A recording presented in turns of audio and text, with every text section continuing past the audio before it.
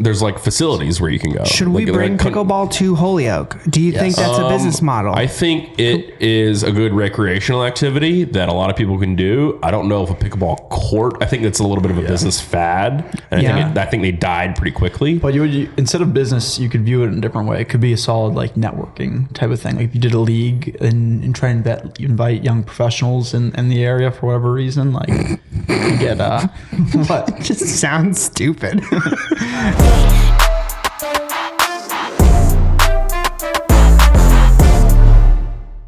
I think people, as you get older, they look for activities like this to do. Like that's how social. Like, they're not going to go only to the bar. Like they find stuff like so you could meet cool people who are looking just to do things. Yeah.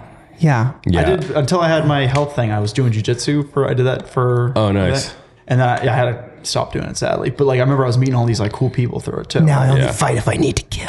Jiu-jitsu is cool, but it's like, dude, my fucking neck hurts. Yeah. You're just like, I did one jiu-jitsu class and I left and I was like, I need to go to see my chiropractor right now. No, it does put a. You're just trying to but that's until you get kind of like it. I know it's from wrestling too. Like you just have to get your body used to it.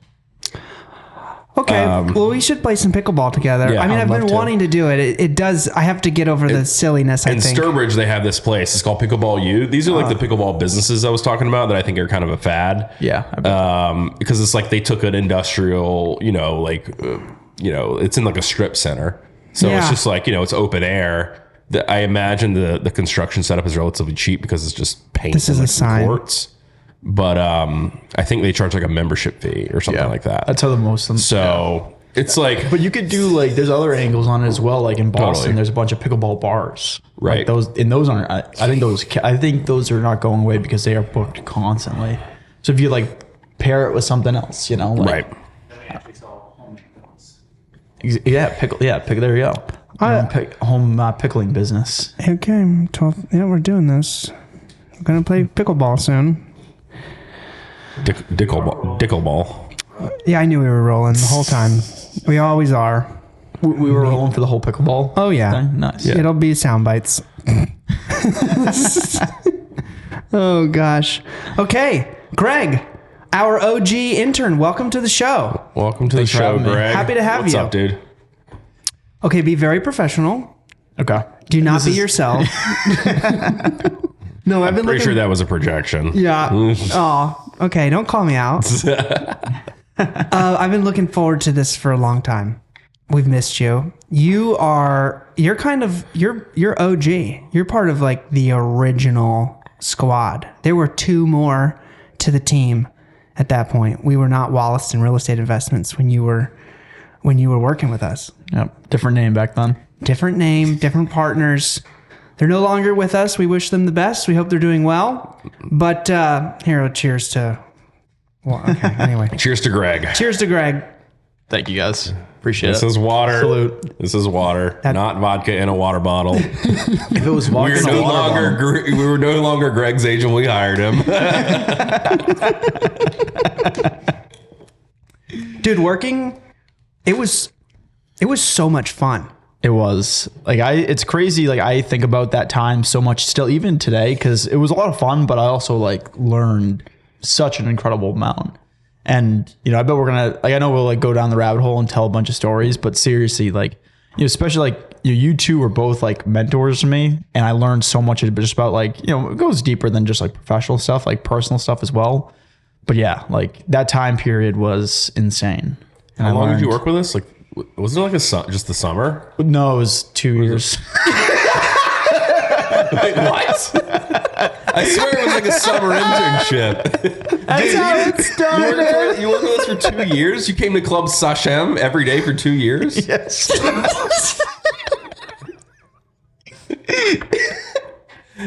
Bro. Wait, 16 and 17? Clearly I had a big impact.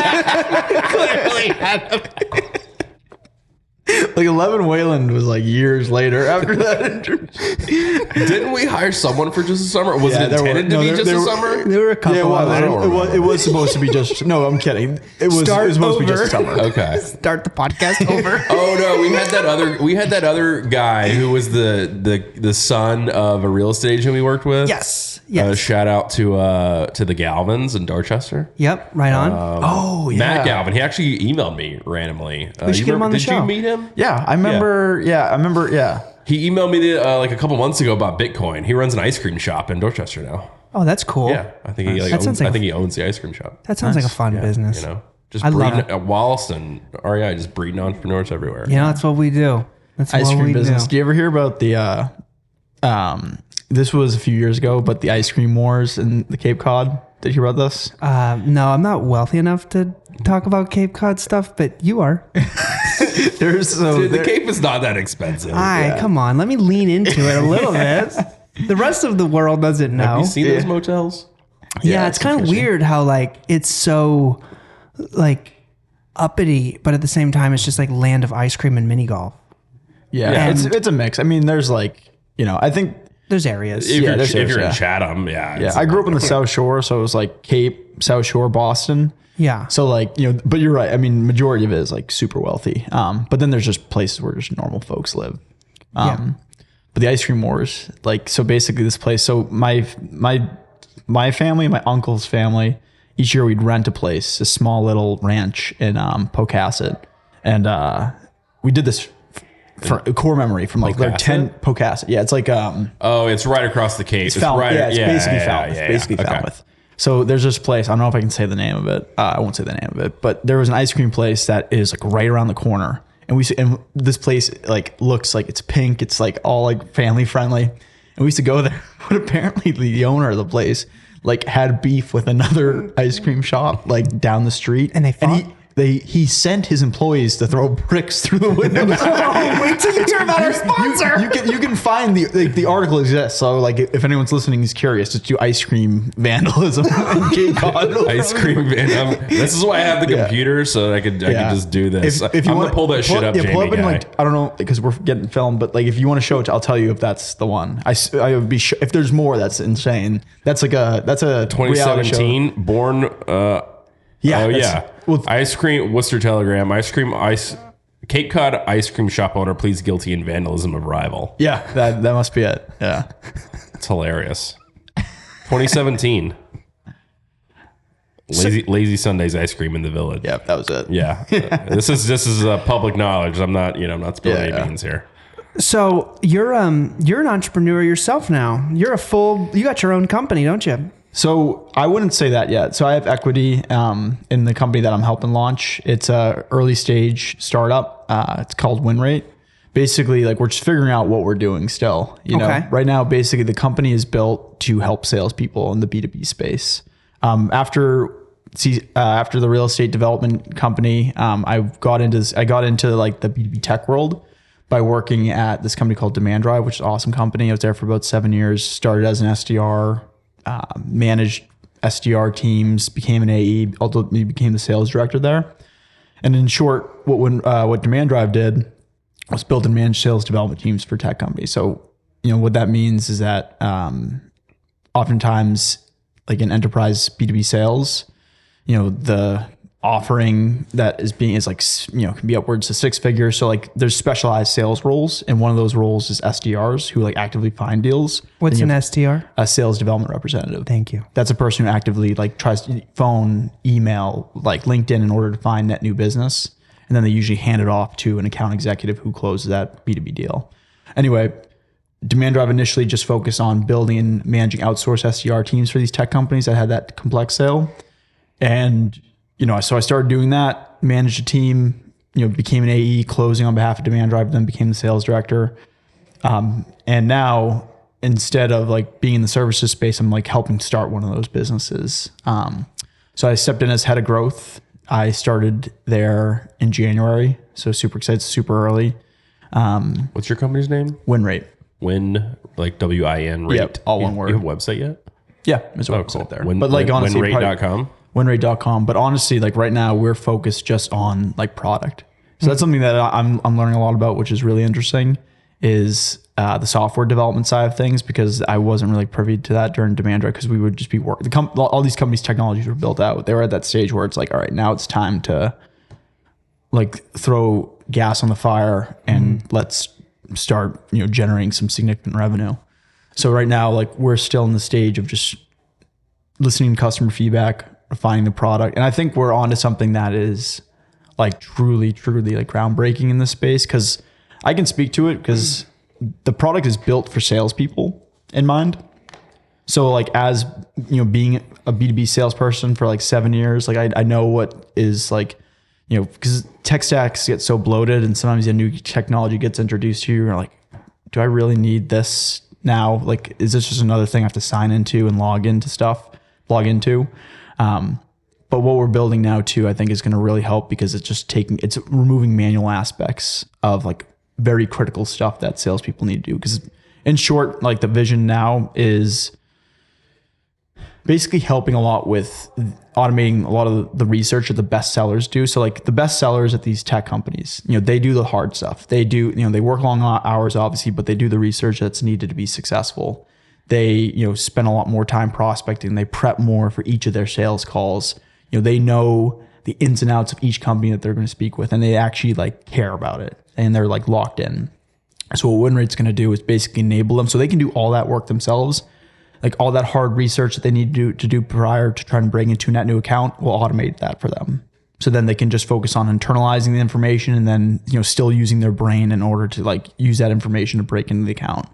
When it comes to prepping for a discovery call, presentation, demo, we'll have all the information that you need before that. All the stuff that you'd manually gather, we can use AI agents to collect that and just give it in a nice clean report to those sellers. So then they can just spend the time, once again, using their brains and internalizing that information so they can actually get that next conversion, whether it's booking a meeting, whatever the next step is in their sales process. And then also too, on the back end, we're going to help them build certain documents that just take a lot of time. So, and documents is like a broad term. Like it can be an ROI use case. It can be, sometimes in B2B tech, sales leaders require their sellers to fill out qualification docs as a deal moves across the sale through the pipeline. So what WinRate can auto-populate some of that. So it's all like this very critical stuff, like stuff that really does actually help drive, move a deal forward, just allowing sellers to focus more on the stuff that matters. Greg, all grown up, super professional. I want you to know this new abundance of intelligence and wealth makes you look more attractive. Appreciate it. You were already a good looking guy. You guys look great. You guys always look great. I always looked up to you guys. I turned to model myself after Alex. Stop it. Stop it. Alex wore his nice shirt today. Or he changed it. Well, oh no, you're still wearing it. How did we meet originally? Oh, we met initially through the closest thing to a cult that I've ever been a part of in my life. What's up, Steve? And also, I love. Wait, were you a painter? I was a painter. He was a project manager. And then for one of my managers. Oh, okay. Right on. Well, because I didn't think you were a student painter manager. No, Yeah. I was not. I was a project manager, and then my branch manager, Alex, was his boss. And when you were leaving Student Painters to start your real estate business, I heard about it through the grapevine, and then I was like, you know what? Like, I was in college. I was like, I need an internship. I was like, that sounds fun. Like, and Alex was a good guy. I liked Alex. I'm like, does he need an intern? So then I reached out to my branch manager, and he reached out to you, and I sent you an email.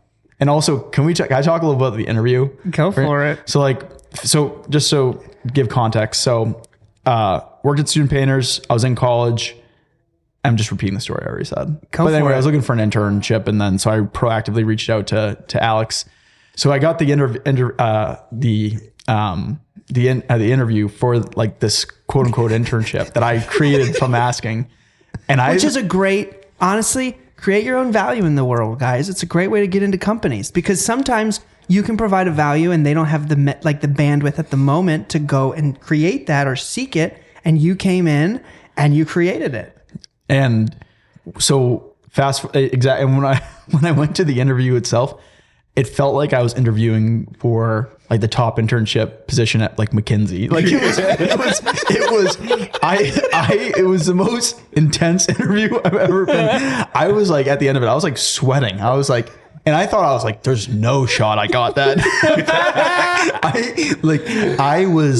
I felt like Muhammad Ali, like in the corner, just like dodge. I was getting, because like you guys were, I knew it, and fast forward, I know what you were doing. Like, but back then, like I was still like very green. Like I was just like, you know, as a painter. My last I worked like as a project manager. You know what I mean? So it wasn't like I wasn't into that corporate world or, you know, real like business world yet at that point. And yeah, like I'm trying to remember like certain parts of the interview. Like I remember like at the end, one question that you asked me, and I use this interview question now, like when I'm interviewing people, I'm like, if you're a pencil in a vase, how do you get out? And I was like, what the hell? Like, I actually think, I don't know, I had a decent answer, I think, because I think you guys liked it, but it was crazy. It's one of those like questions or like tasks that's like designed to be impossible. Yeah. Just to see like how, like if you like know that it's impossible from the beginning and don't even try, or that you trying it as far as you can. Yeah. Until you just like, you know, depending on what, like if it's answering your question, it's like, okay, I've taken this as far as I can get. Yeah. It's just seeing how someone thinks, right? And like, if they can think creatively and, you know, come up with something. Shout out to Joel. That was your question. I don't remember being asked that. No, well, that was you know, we were, that was a question reserved for the cool divisions, I guess. Harrison, we met in the same company. He was in North Carolina. I was South Carolina. Then he never asked that question in any of your interviews? It's been a long time, but I don't think You're a pencil in a vase. How do you get out? You don't remember that? No. Oh gosh. There were other ones too. Bro, like, we asked that to every single intern interview. Well, can I try to answer this? Sure, go for it. All right. I don't, because I'm curious how this stacks up against your. Do you remember what your answer I was? remember my answer. Okay. All right, Harrison, you I'm go a first. pencil in a vase. How do I get out? Can I move? I'm a pencil with like autonomy. I can move myself. Bro, just answer the question. Okay. You're a pencil in a vase. If it gives, this adds more context to it. There's no other context given in the interview. Okay. That's basically it, right? If I'm That's a pencil in a vase, well, I'm going to assume that I have like autonomy and I can move and I don't need to be picked up by a hand. And how do you sound when you talk as a pencil? Just curious. What's your pencil voice? This is an add-on question. It's probably something kind of squeaky like this. You know, I'm probably going to if I'm a pencil, I'm going to swirl myself around the vase as fast as I can to create enough centrifugal force for the vase to topple over and fall off of the table, thereby releasing me from the vase. The vortex. good answer. I can't jump, but I can spin. It's a good answer. Yeah, I'd say that still applies. You can't jump, but you can spin. Yeah. You know, I created my own like sort of like ability to move in my head. Yeah, that's a good Or answer. the other answer would be I bounce off my eraser. That's a good answer too. Okay. What was your answer? My answer was this. I would just keep tapping the glass and move it an inch until I eventually knocked it over, or maybe I'm on a table and I'd fall and shatter, and it would shatter. I'd free myself. And then you guys were like, what happens if there is no table and you keep hitting? I'm like, I just keep hitting it. Just don't stop hitting. Kind of feels like a little bit like life or business. It's like just keep hitting your head against the wall until it breaks. But I remember you asked me that, and I just like, because I was already like on the ropes during that. And that was like the last question. And it was so funny too, because like, you know, I was so pumped when I did get the internship with you guys initially. But I remember I was thinking to myself, I was like, I'm getting bodied in this interview right now. Do you think you're competing against anybody else? No, I just think I was getting beat up. I had one thing I did do well. I felt good though. You guys had me do not underwrite it. Like you basically had me, underwrite a property. Basically, it was like gave me a property. You're like, hey, estimate the repair value. What do you think this would sell for in the back end? So I did that. So I did good on that. But I remember it was just like. It was smart though. It was like excellent. And to this day, like it was the hard, like that I interviewed for other positions. I was like, nothing's compared to that one in Starbucks in Milton that day. I remember some Do you remember this? Some woman who was sitting behind me like during the lull when I was getting a water break. She's like, "You're doing good." You don't remember that? No. Oh my God. Because you weren't, Harrison. I wasn't there. I met you like for day one, like when I already started. So like that was I don't know, May or June. Like that was like I started the end of June or whatever. But yeah, it was hilarious. I have like infinite stories of that day of that company. Or do you have any tips or tricks for new interns going through the interview process? Yeah, definitely. Once they have the position. Nope. These are new students interested in a position. So I've given this advice to people who have like looked. It goes past even internships too. I think it goes like for professional positions too. But it's like do stuff that other people don't. Like if you're like trying to find an internship, like you don't want to be reliant on just simply looking at like LinkedIn and just finding an internship.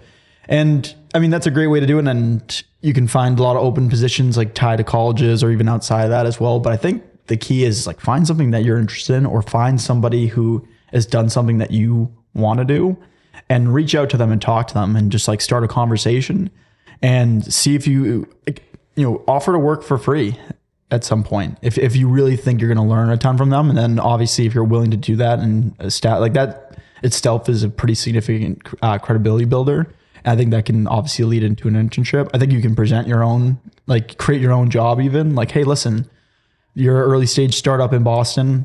I read this article about you guys. I think you're really interesting. I would love to be, I'd love to see to be your first intern. I could do whatever you need me to do. Like, I think you have to be creative. I think it goes further than just internships. I think it's whatever you want to do.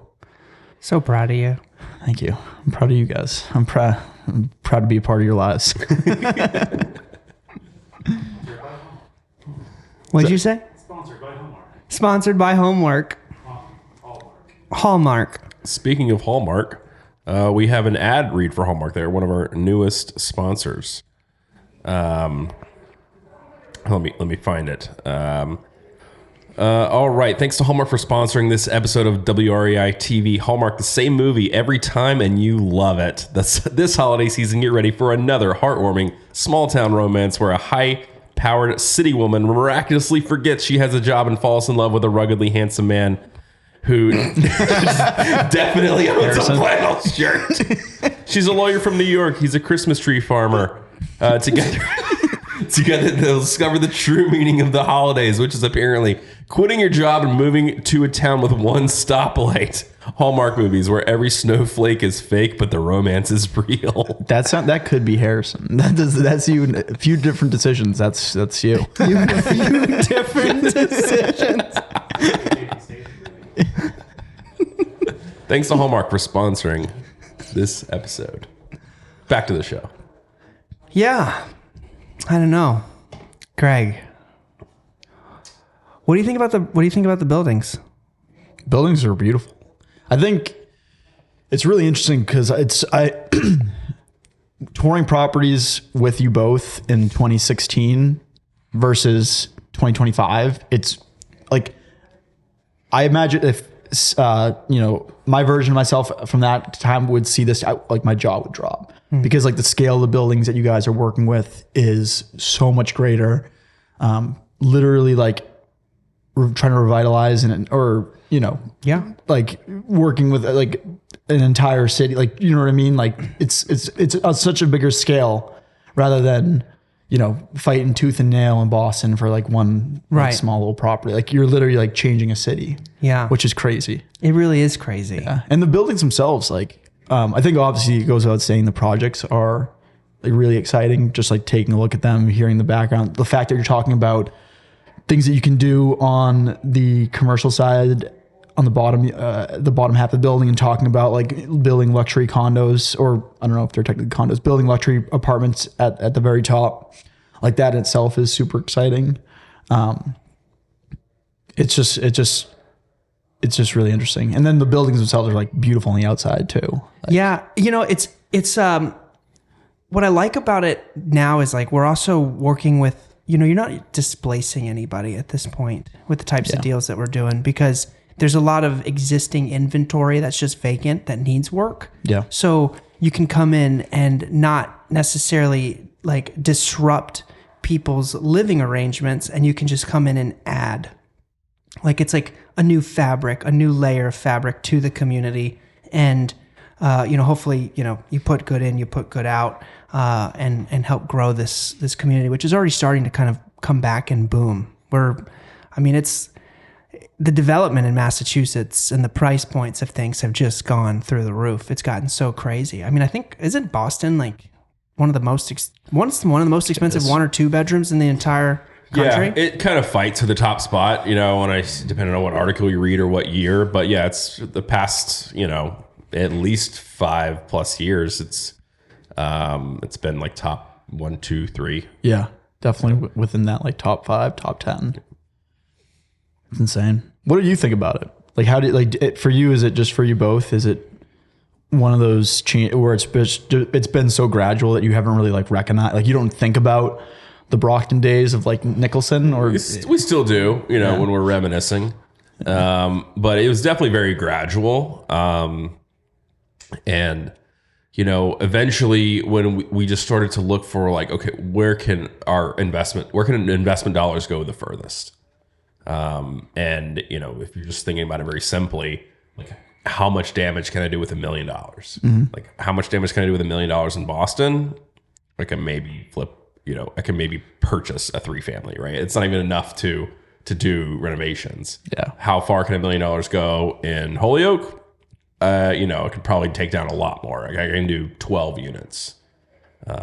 So yeah, just the impact, like if you're looking at like sort of a fixed amount of like of cash that you're working with, the impact is greater. What was the entry point? Like, what was your first deal out here? Or it doesn't have to be necessarily Holyoke, but like more out west. Totally. Yeah. So this was starting in 2018. We had started thinking about multifamily a bit more because we were doing the condos and we were doing the single family flips and stuff like that. And towards the end of 2018, we had some learning curve moments in the early years, and then in 2018 we were much better and improved in our redevelopment space. But what we came to realize, the real drawback to being like a condominium developer, especially if it's your main gig or your only gig, is that those deals don't provide any cash flow until, it's just you purchase, invest, and then sell. And then, hopefully you sell for more than you invested in, right? And now you make money. And that's the only positive cash flow moment in the life cycle of that deal. And the challenges with working inside the city is like all of these deals are like 24-month projects because it takes you at least, right? It takes you 1 to 2 years for permitting, unless you get lucky with a buy right project. And now you're taking a 12 to 18-month development. Now you're doing another 3 to 6 month sellout. And it's just the time frame of these projects gets really stretched.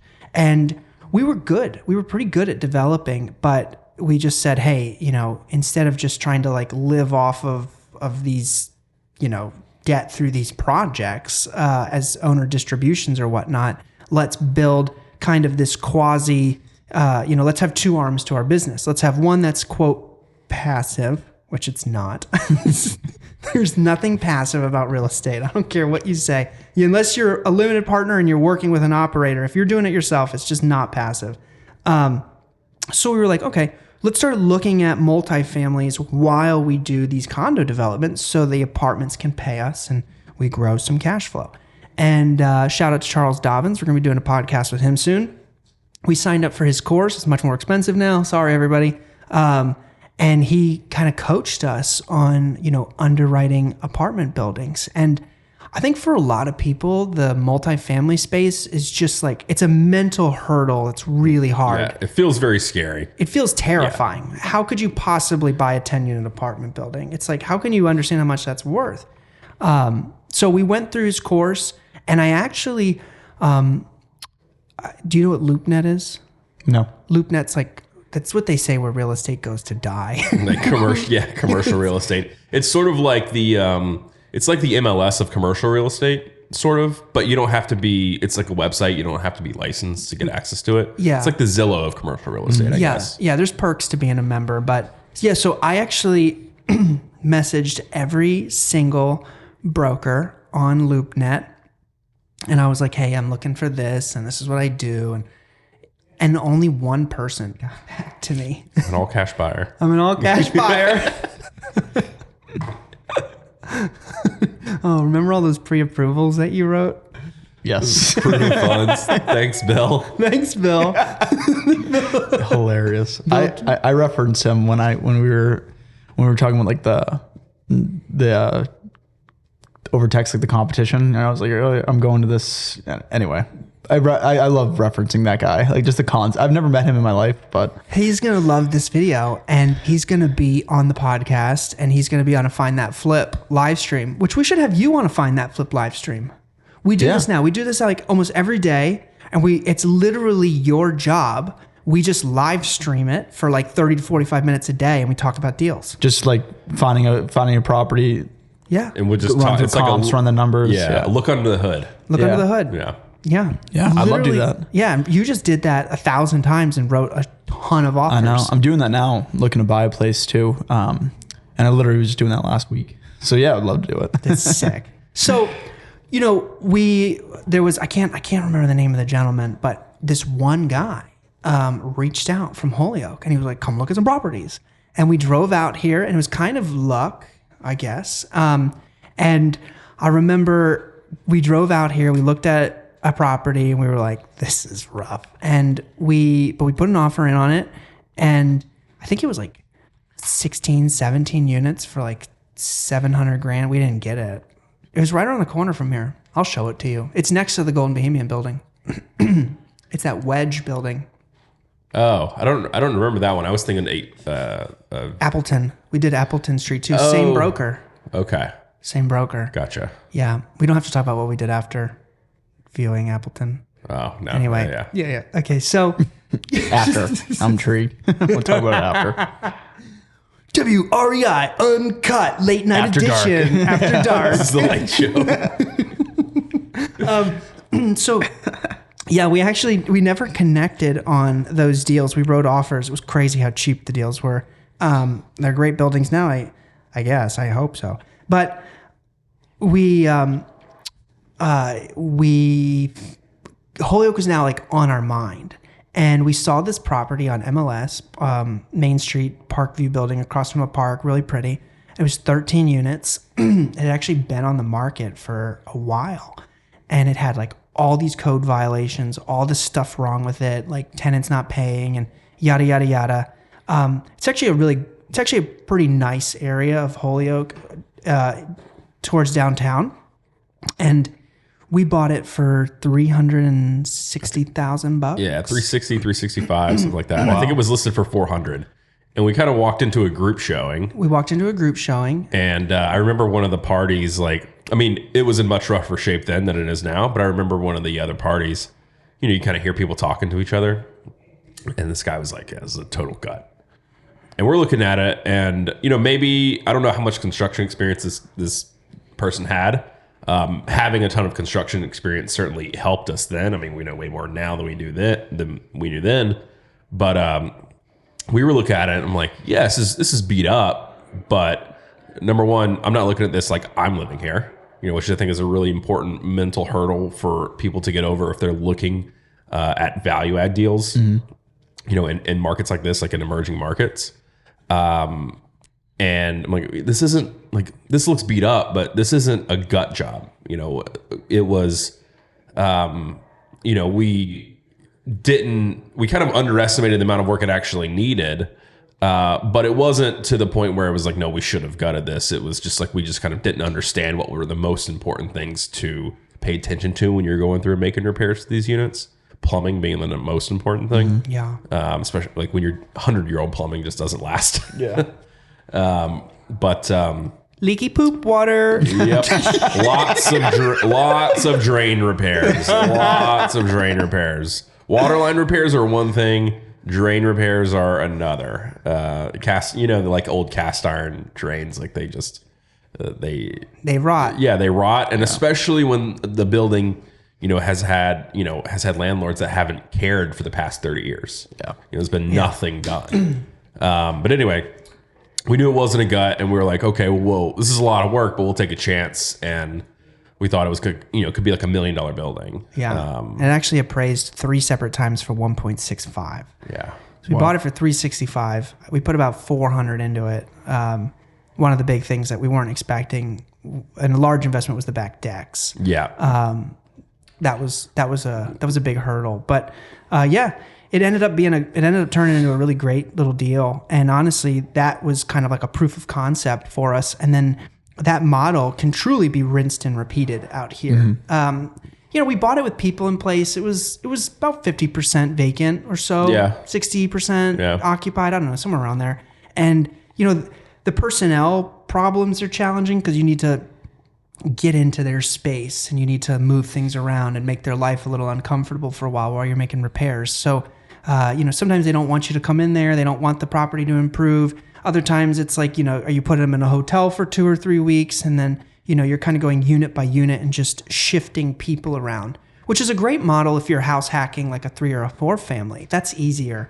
But, when you start to talk about 13 units and you're just shifting everybody around, it really substantially lengthens the timeline of the development. So, one of the things we learned from doing that experience is, like, if you're going to buy a building with people in place, budget to temporarily relocate them for the life of the construction so you can get into everything at the same time, or only buy buildings that are vacant so you can just go and knock the entire project out. Because these types of, like, these existing buildings where you're not doing crazy permitting, you're not doing entitlement, you're not doing new foundations and massive construction overhauls, you're just renovating some simple apartments, you can turn and burn through them pretty quickly, and they're relatively simple. So you can still do a 10, 15 unit deal in a year if you're appropriately financed and the property is vacant.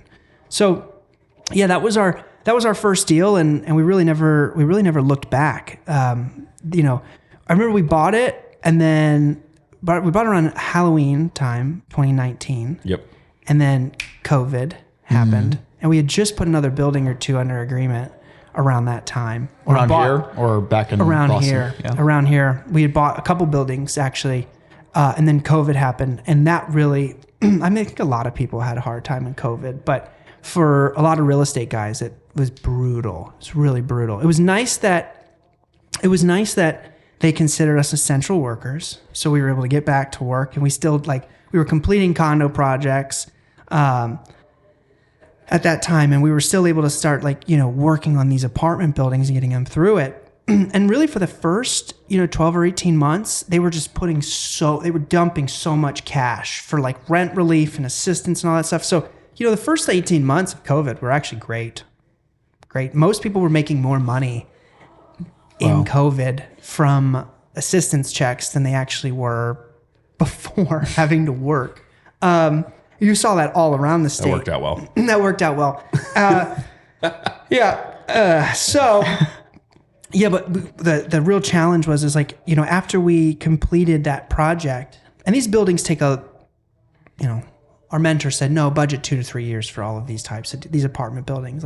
You can't turn and burn them as quickly as flips. And he was right in that aspect. But, once we completed the project and we went to go refinance it, the bank was like, we like the deal. It appraises well. The debt service is good. This is when interest rates were really cheap. And they were like, we're going to be able to give you a couple $100,000 back. And we were super excited. And we go through this process. And then towards that 10-yard line, they basically say, we like the deal, but we don't like that you have all this short-term debt via condominium developments in Boston. And we were like, well, what do you mean? That's what we do for a living. That's our job. And they were like, yeah, but your loans are all 12 to 18 months. They're short loans. I'm like, well, yeah, it's a short project. It's a flip. It's a development. And they basically said, look, we're not going to give you the loan on this property until you get rid of that balance sheet debt. So now we were at this crossroads where we're like, what do we do? Do we how do we not, these other buildings are on short-term debt loans because we're repositioning those buildings. So we've got to get rid of one or the other, right? And we were really bought into we liked the long-term projections of cash flow. And we had seen that, the Parkview building had done so well, and it was a buy right project, like no crazy permitting, no, you were able to just a normal building permit and then get started compared to, Birch Street in Dorchester, which took us 2.5 years to permit.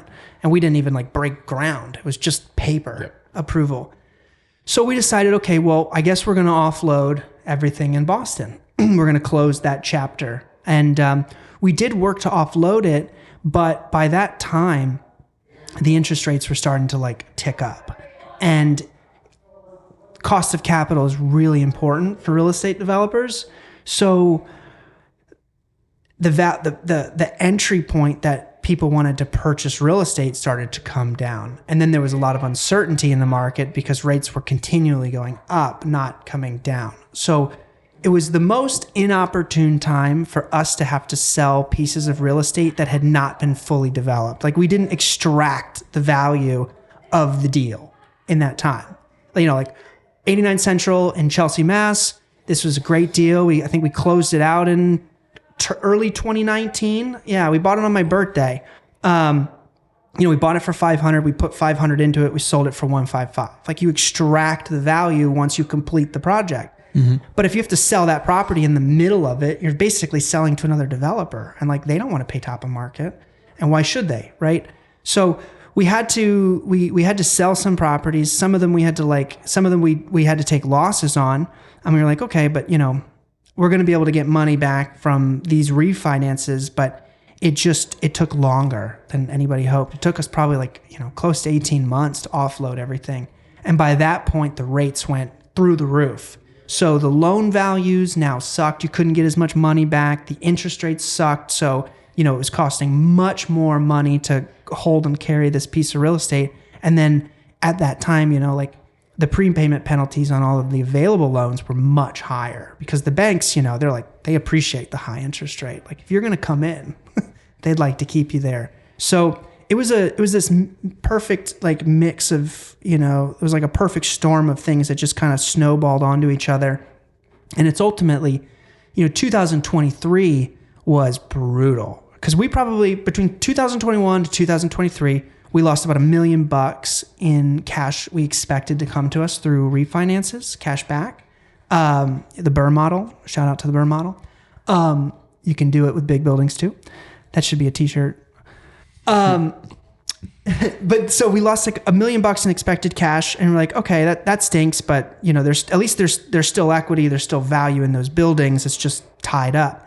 But then in 2023, with rates at their peak, all of our network, invest in our investment network, all of their deals were struggling. Their money was getting tied up, and about $1 million in private investor capital commitments went sideways. And they're like, I'm sorry, I don't have the money anymore. Mm-hmm. Or I was expecting it and it's not here. So between those two things, 2021 to, really January of 2024, it was just this big kick to the teeth. I was repeatedly getting punched over and over and over again. And it was the worst thing to ever happen to us. And I'd say it was the best thing to ever happen to us at the same time. As cheesy as this sounds, being breaking out of your cocoon to become a butterfly, that struggle is not comfortable, but is it beautiful? In hindsight, most likely, right? And that is what really birthed our private equity model and the way we do business now, which will allow us to become more sophisticated. It'll allow us to grow. It'll allow us to take on more institutional style deals and assets that we want to do. But it was brutal, bro. It sucked. Those years. And we're not alone. I mean, almost every real estate guy we talk to, they're like, yep, nope, it sucked.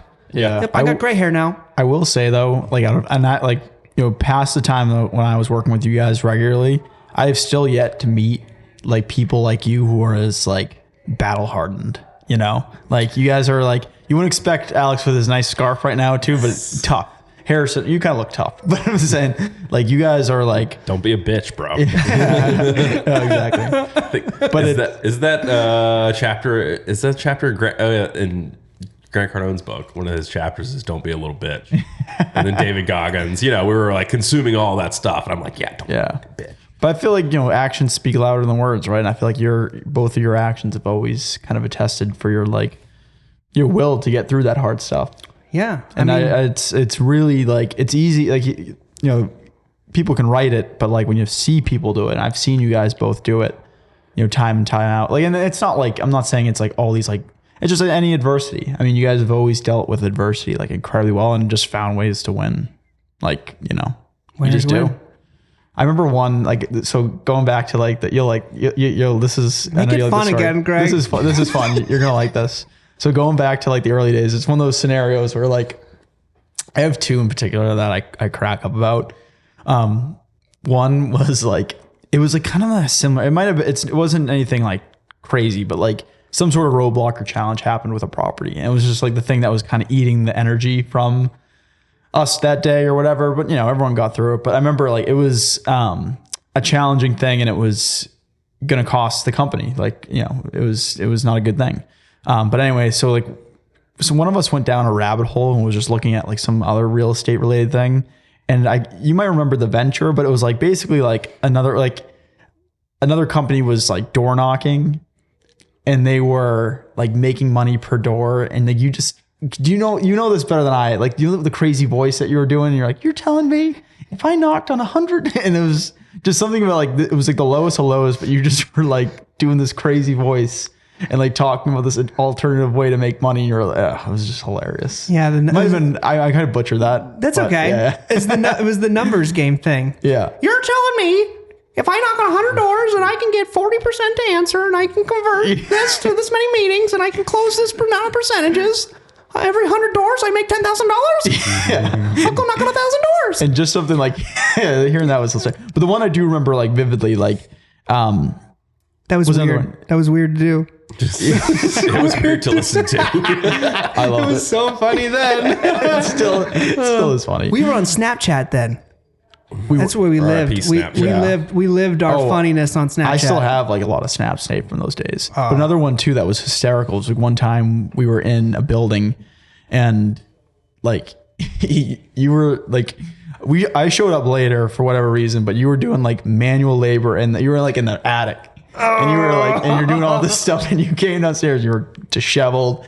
You were pretty pissed off. Not at me, but you were pissed. And then like, you weren't really talking to me. And you're like, be an entrepreneur. Be an entrepreneur. It's rewarding, they say. Like, dude, challenge yourself. And you were like kind of talking. Was this in Canton? It was in Canton. No. Oh, it was? No. Where was it? No, this was something in Brockton. Oh no. Yeah, it definitely was. Yeah. Yeah. I'm mixing those up. But yeah, it was hilarious because you were just... What were you doing in the attic? Dude, the closet was full. It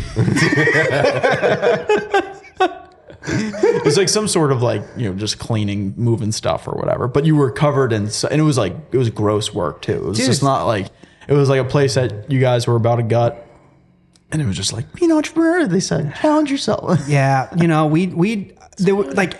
Every single deal we had a couple days of manual labor on in our first projects. Like every single deal we had a couple days of manual labor. Still do sometimes. Yeah. Still do sometimes, right? Like remember sometimes I'm like, I'll be doing something like getting those stoves a couple of weeks ago. I had to go pick up some old stoves because like you have these.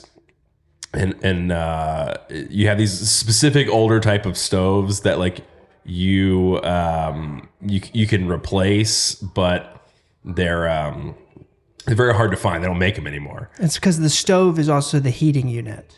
Mm-hmm. So like in some communities where you can't add more gas to your apartment, you come to this impasse where if you have to add gas and you're not allowed to add gas, you have to look at an alternative heating source. So if you can get one of the old school systems that have the heat and the cooking in one, then you don't have to right. you're grandfathered in. Right. Right. So, but those can be hard to come by now. Yeah, so you have to find them. Like I found them on Facebook Marketplace. I had to go pick up a trailer, and like we didn't have a truck to move it, and we had to drive all around. Like I had to drive to Albany to pick one up. Oh my god! But anyway, yeah. I'm like picking up these stoves and driving them around and like getting them back to Holyoke so we could use them. And I was just thinking, I'm still waiting on the day where I'm going to stop doing shit like this. Yeah. I mean, Still happens. Time to time. You drove more than any human I ever met. Like That's why I keep having to buy a Toyota, so it never breaks. Never buy a Toyota if you want another new car feeling. That's a bad ad. I wasn't in the car with. Yeah, I think it's fine. Like the car chase scenario. Remember that? I was in the car with you for this, but I heard about when you came back right from it. Like some guy, like we were door knocking, and some guy thought you were like scoping out houses or something like that, and he started like following you through like the streets of Brockton. I'm sure I was followed a couple of times. Yeah, but nobody confronted you. I don't even remember. Yeah, just blacked out. I think you might have blacked out. I've also just had so many like wild experiences, and I'm like, they all just run together. There was always interesting, like the door knocking part too. Like so with you guys, I was acquisition, so I did a little bit of door knocking, did a little bit of calling, did a little bit of whatever was needed to acquire properties. But yeah, the door knocking, like you learn. I remember to this day, like when I even B2B tech, like if I see someone who has a door knocking background, I like pay special attention. Like that person has something. Like I got some grit. Yeah, and like I remember like if I saw door knocking, like I didn't give to this day, like if it's a sales position, at least if you have a door knocking background, like you get an interview, like because then if you can succeed at that, like you can be taught whatever. Sometimes you don't even have to have been successful. You just have to show that you demonstrate that you're willing to do it and like keep doing it. That's what I mean. Not like I did it for 2 days. That's what I view as successful. Like just like doing it, right? Like that in itself is successful because you have people who are like. Because then, people will do it and they're like, I'm done. Like very, very sort. It's not for the faint of heart. No. But I think especially I think anything business related, it's super important to do at some point.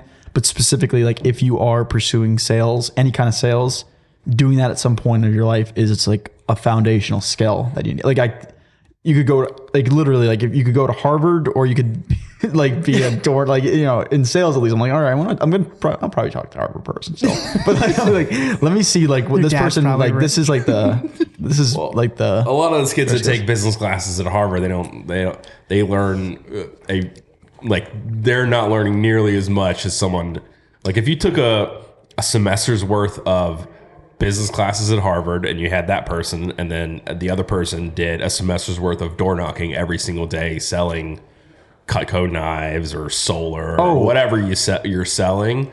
I would bet that the person that was door knocking every day for that amount of time learned way more. I think it definitely goes to like what you're studying too, for sure. But like I was an example of that too. Like I feel like I went to, and I loved the school I went to, and I learned a ton there too.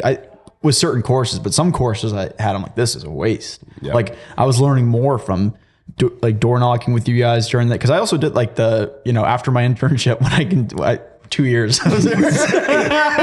After your summer internship that lasted 2 years. The other year and 9 months that I was with you guys. Hold this thought because we need to go to a commercial break. And we're back in 3, 2, 1. All right, we're back with an ad from another new ad. Thank you to Miss Rachel for sponsoring this episode of WREI TV. Miss Rachel, the toddler whisperer. Parents, do you remember sleep? Do you remember a time when your house wasn't filled with the sound of tiny dictators demanding more snacks while simultaneously refusing to eat anything that isn't shaped like a dinosaur? Well, guess what? There's hope. Her name is Miss Rachel. With the magical power of a preschool teacher and the patience of a saint, Miss Rachel will actually teach your kids things while you get a moment to breathe. She sings, she signs, she says words slowly enough that even I can read them. And the best part, your kid will stare at the screen like it's a toddler TED Talk. So sit back, relax, and let Miss Rachel do the heavy lifting. Miss Rachel, because even superheroes need a break. That just sounds like an advertisement for an iPad. Miss Rachel's a wild kid show. Oh, is it? Yeah, it's a real kid show. Oh. No. Yeah. We can tell who next has kids. Next one's Taco Bell. Oh. Okay. So We're not gonna get sued yet. no, I think the other ones are funnier. Oh, really? Yeah. The totally fake. Yeah. These are fake ads for real things, and I like before fake I've been ads for doing fake companies. Fake ads for fake companies. Yeah. Yeah. Isn't it funny? Fake Wait. ads for fake companies. Yeah. I've been reading them like ad reads. They're fake ads for fake companies, like they're sponsors. So wait, is this live right now? Or Yeah, everything's live. that's so none of. No, it's not real. Miss Rachel's a real. Miss Rachel's a real thing, not a real sponsor. Totally fake parroted ad read. So wait, yeah. why? Why try to get some like? But us talking about it now is defeating the purpose of even if pretending them to be real to try to get real ads. No, maybe someone will just maybe it'll be like that guy has a face for radio, and we want him to read our ads. I think so. The first one that we started, the first one I did with Michelle was actually Preparation H, but the second one was Brick Buddy, and they were like, they're so funny that I think people would actually just sometimes come back to the show for these odd fake ads. And maybe one day we get real ads. But yeah, Harrison has children. I don't have children. Do you have children? No, not yet. Do you want to have children? I think so. Yeah. Yeah, Boys or girls? I'd probably want boys. Yeah. but I also like girls would be fine too. I just think boys are so much easier. I don't know. They're I've definitely told they're easier. But I guess like You actually don't get to choose. that is true. I'd like to return this one. No, I didn't. Missing something. I didn't ask for this. You want to hear a funny birth story? Go for it. Not like a birth story, like a graphic one, but Do you have a video to accompany? no Okay. video. No, Here's cameras a weren't allowed. laptop though. I did make a good joke though. when we were Oh in there. gosh. But we're in the the delivery room, and so my job is to announce the sex of the baby, right? Oh, it's a boy, it's a girl, whatever. And I think we had been like, we didn't know the whole time, so like we didn't like get them to tell us. So I think a lot of people had convinced us it was going to be a boy. Maybe I was secretly hoping it was going to be a boy, whatever. Now that I have a girl, I don't really like it. Doesn't matter at all. But because before you have kids, you kind of think like, oh, would I want a boy or a girl? Yeah. But anyway, so she's born, and it happens like all really quickly. And then Kelly's like, "What is it?" And I was like confused. I remember being confused for a second because I was like so ready to say, "Oh, it's a boy," and I'm like, "Where's the penis?" And then I realized, like, oh, it's not there because it's a girl. Where's the? Did the doctors laugh? Or? No, I didn't like say that out loud. After when, we're joking about it like 10, 15 minutes later, and I say that, and they thought it was funny. That is freaking hilarious. Yeah, well, and then my joke that I made before the birth was, Oh, God. we were talking about how like, okay, Harrison, it's your job to announce the sex. I'm like, okay, got it. And, I was like, I said something like, how are you going to, I was like, well, okay, well, how am I going to be able to tell? Like, obviously, other than looking for the obvious signs. And the doctor was like, it'll be pretty clear. And I'm like, I'm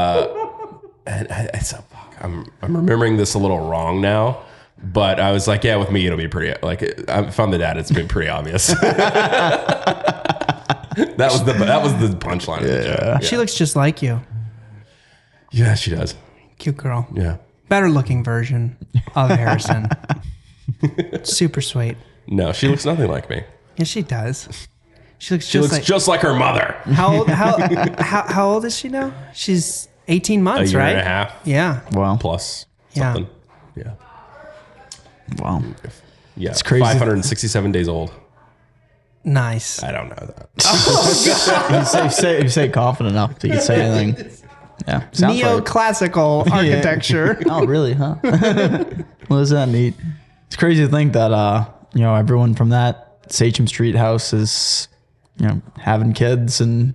Well, just one of them. Or one grown up. I guess grown up is a better way to say it. I used to think you guys were so old then, but I think oldest. I think you were 26. Yeah. Yeah. Yep. I was like, wow, these guys are seasoned. And we felt like killers at 26. It was a lot of piss and vinegar. Yep. A lot of piss and vinegar, a lot of confidence.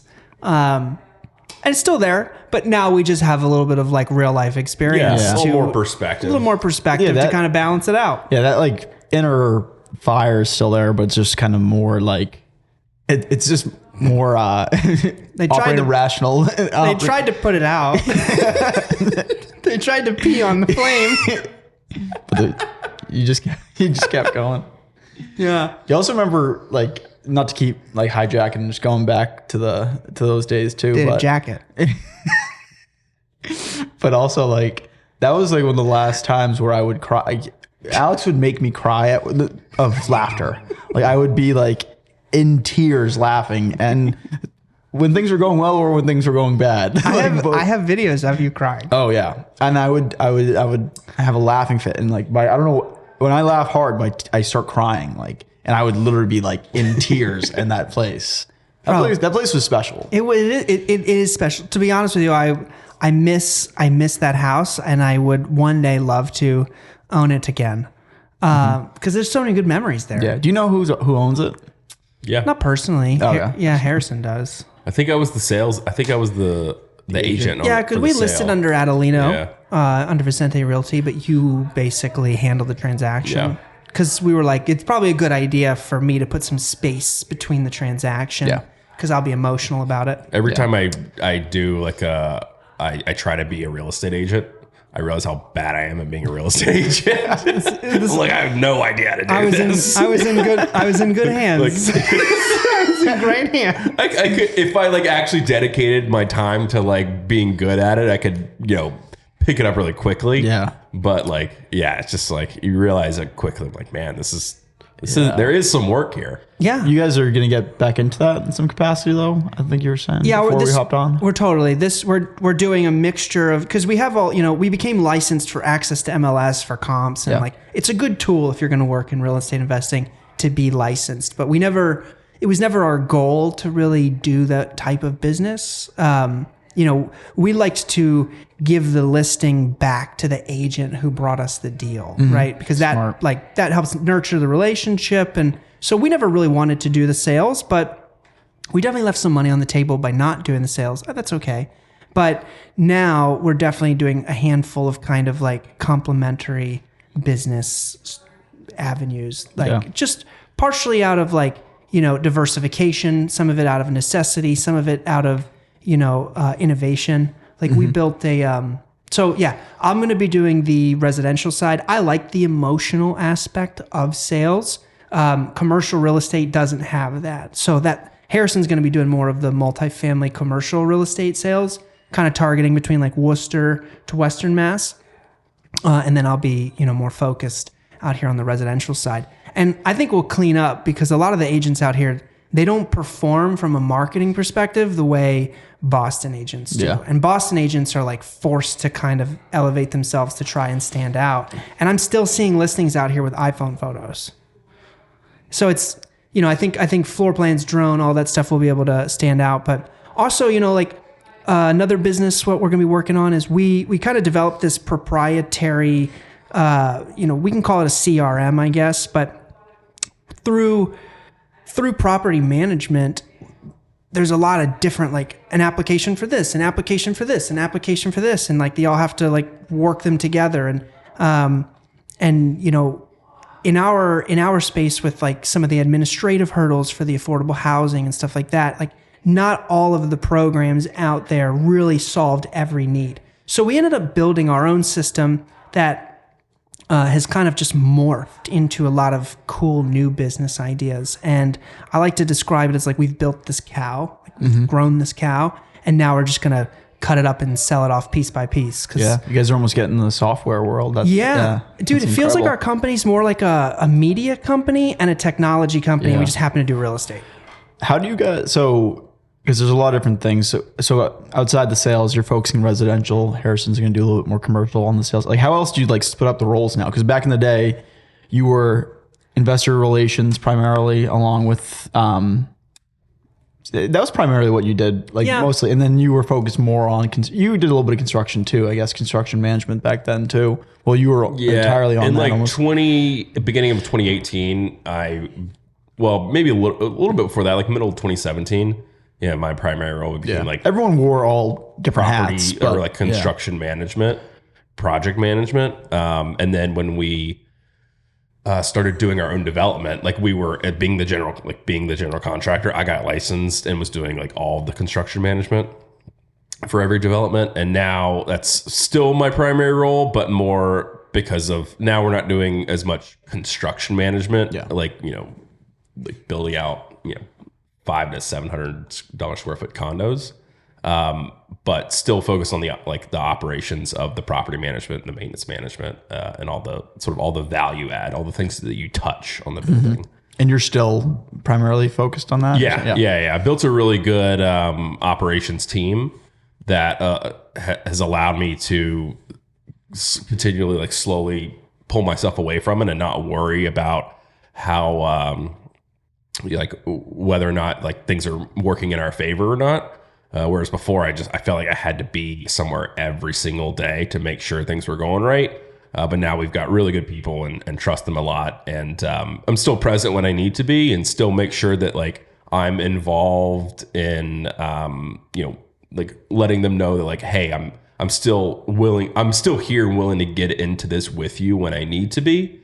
But I can pretty much, like, if I was never on site ever, I don't think things would be affected that much. Well, Brother, thank you for coming on the show and coming out to Holyoke. guys, thanks for having me. Thanks, Greg. It was a lot of fun. Yeah, I mean, whenever, like, goes both ways. Like, whenever you're back in Boston, you're always welcome. And Back in thanks Quincy. for having me back. Yeah, but come get some of the clam box. Yeah. You get Tony's, I'll get the clam box. I think you'd agree with the assessment, though. I think it's gone downhill, though, sadly. Well, and I'm a person who used to love the clam box. I'll too. take half of mine and swap with half of yours. That's fair. I think that's the best way to go. Then we'll like.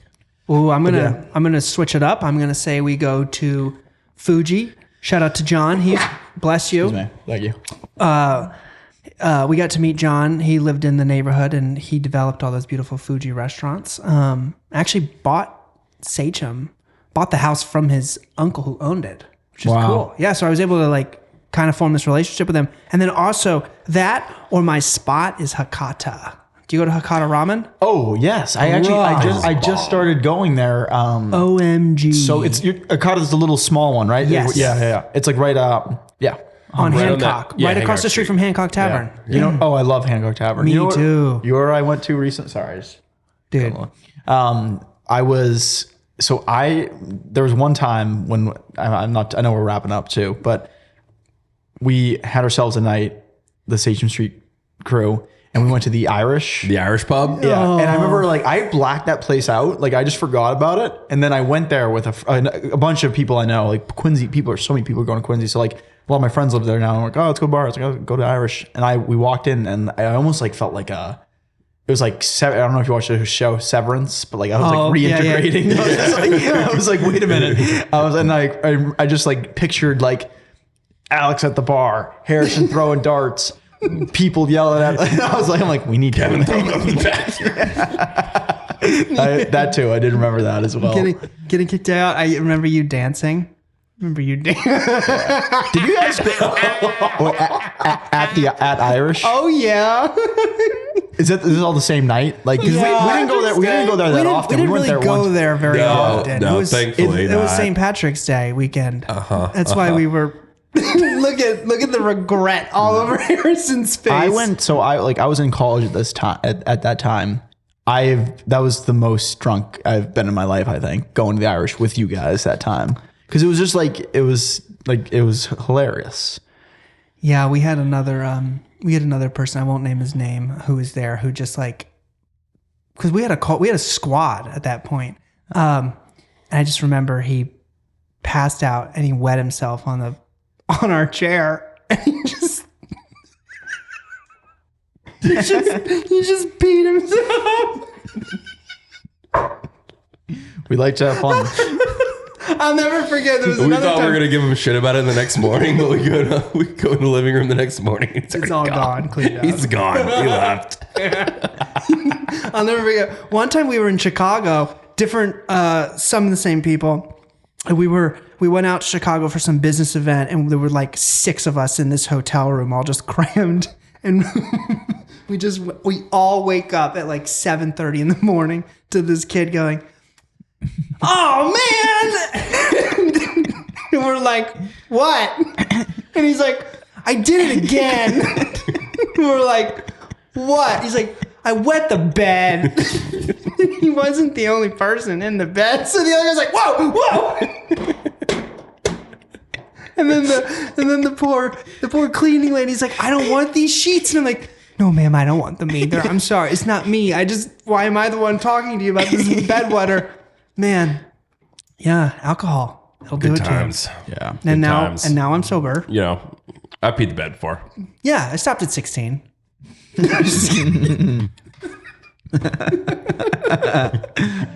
No. God. All right, dude. Hey, one more thing before we wrap up, because I this who knows how long we have it. I think there were like, when you were trying to get a job or something afterwards, I think I made like a reference. You used me as a reference like once or twice. Mm-hmm. Did those references land to anything? Like job wise? Did you use me for a reference and then for a job you got? Yeah. So after the real estate development company, I went right to Demand Drive, and I assume I put you as my reference there too. Oh, yeah, cool. So that was it. Yeah, that was it. That's what yeah. That was amazing. Yeah. So thank you for that. Oh, you can always use me for reference. I'm gonna start using you as a reference. Investors are gonna be like, "Can you have a reference?" I'm like, "Would you like to talk to Greg, my intern?" Oh, I'd love to be a reference. Okay. The inner work, I'll tell them inner work, all positive. So. Okay. And yeah, thanks for, again, for having me on, guys. And like I said in the beginning, like, I really do view you both as mentors. And like what I said in the beginning is like, or in the middle of the podcast too, is that I've yet to meet anyone who is like as determined and just finds ways to win even when adversity comes up too. So like, you'll be surprised. Like even today, like I still think about those days of like those 2 years of us working together. That's a very long summer. the 2 year long summer of working together. I still think about those days, but I also even think about like, how you guys would handle certain challenges, and I try to implement it too still. So it's just crazy. It's like, it was more than an internship. It was like a period of my life working there. So appreciate everything you guys do. Of course. We love you. Thank you. Thanks for coming on the WREI show. Peace, love. Everybody, please smash that like button, subscribe, hit us up. Let us know which questions or comments you have for Greg. And Greg, you may be hearing from some new interns. I don't know. Now that you said we can use you as a reference. Do it. Everybody, we love you. Thanks for watching the show. We'll see you next time. Bye.